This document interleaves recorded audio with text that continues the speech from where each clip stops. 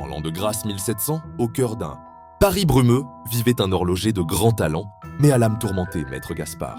Son ambition n'était pas de mesurer le temps, mais de le capturer. Il rêvait de créer une horloge qui serait son chef-d'œuvre, un objet qui défierait l'éternité elle-même. Pour ce projet insensé, il chercha un matériau unique. Ses recherches le menèrent dans les profondeurs d'une forêt ancienne, oubliée des hommes, où il trouva un arbre au bois si sombre qu'il semblait absorber la lumière. C'était le bois parfait. De retour dans son atelier, chaque coup de ciseau, chaque polissage libérait une aura glaciale. Les nuits devenaient plus longues, les bougies semblaient s'éteindre plus vite. L'horloge, une fois assemblée, était une monstruosité magnifique.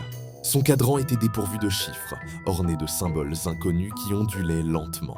Le soir de son achèvement, Gaspard lui donna le premier et unique remontage. Il n'y eut pas de tic-tac.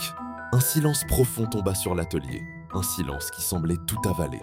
Terrifié, Gaspard regarda son reflet dans le bois sombre de l'horloge. Sous ses yeux, son visage se mua. Les rides apparurent comme des crevasses. Ses cheveux blanchirent en un instant.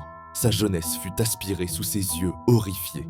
Il hurla, un son étranglé qui ne quitta jamais la pièce. Il tenta de détruire sa création maudite avec une masse, mais ses bras, devenus ceux d'un vieillard, n'avaient plus de force. L'horloge absorba sa dernière seconde de vie, le laissant s'effondrer en un tas de poussière. Aujourd'hui encore, dans une boutique d'antiquités, se trouve une grande horloge noire, sans chiffres.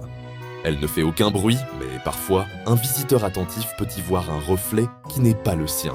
Celui d'un vieil homme, figé dans un cri silencieux pour l'éternité.